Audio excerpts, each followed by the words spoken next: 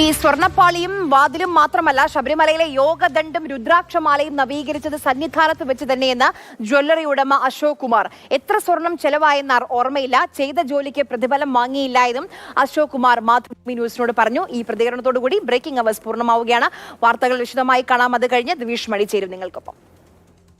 യോഗദണ്ഡും രുദ്രാക്ഷമാലയും നവീകരിച്ചത് Kozhencherry Pamba jewellery ഉടമ അശോകാണ്. 2019 ഈ നവീകരണ പ്രവർത്തികൾ അല്ലേ? എവിടെ വെച്ചാണ് ഇത് ചെയ്തത്? എത്ര ദിവസം വേണ്ടി വന്നു? സന്നിധാനത്ത് റൂമിൽ വെച്ചാണ് ചെയ്തത്. പുറത്തോട്ട് തന്നു വിട്ടിട്ടില്ല. ഇത് നമ്മളവിടെ ചെന്ന് യോഗദണ്ഡ് എടുത്ത് അതിൻ്റെ തിക്നെസ് നമ്മൾ പേപ്പറിൽ കട്ട് ചെയ്യുമായിരുന്നു. അപ്പോൾ 18 പടികളുടെ ആധാരമാക്കി 18 ചുറ്റാണ് വെച്ചിരിക്കുന്നത്.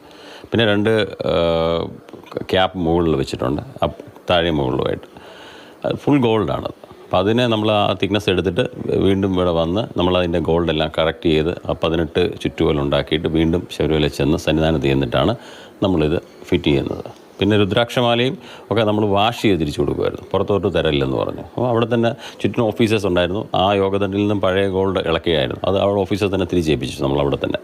എന്നിട്ട് പുതിയതായിട്ട് വെച്ച് ഇത് ചെയ്തിട്ടുണ്ട് കറക്റ്റായിട്ട്. യോഗദണ്ഡ് എന്ന് പറയുന്നത് പൂർണ്ണമായ സ്വർണ്ണ നിർമ്മിതമാണ്. നമ്മൾ അഡീഷണലായിട്ട് അതിലെന്താണ് ചെയ്തത്? അല്ല, ഫുള്ളായിട്ട് ഗോൾഡിൽ തന്നെ നമ്മൾ ചെയ്തത്. അത് ആ പഴയ ഗോൾഡ് തിരിച്ച് അവിടെ ഓഫീസേഴ്സിനെ ഏൽപ്പിച്ചു. പുതിയതായിട്ട് പപ്പഞ്ചേട്ടൻ തന്ന ഗോൾഡാണ് നമ്മൾ അത് ചെയ്തിരിക്കുന്നത്. എത്ര പവൻ ഉരുപ്പടി ഉണ്ടായിരുന്നു എന്നുള്ളതിനെ കുറിച്ച് ഓർമ്മയുണ്ടോ? ഓർമ്മ കിട്ടുന്നില്ല കേട്ടോ. അത്രയും പഴക്കമുണ്ട്, അത്രയും കറക്റ്റായിട്ട് ഓർമ്മ കിട്ടുന്നില്ല. ഞാനും എൻ്റെ അനിയനും കൂടെ ചെയ്തിരിക്കുന്നത്. ഈ സന്നിധാനത്ത് വെച്ചാണ് നടത്തിയത്. എത്ര ദിവസം വേണ്ടി വന്ന് പണി പൂർത്തിയാക്കാൻ? ഒരു 4 ദിവസം അതിൻ്റെ ആവശ്യമുള്ളായിരുന്നു. കാരണം ആ ചെറിയൊരു വർക്കായിരുന്നു.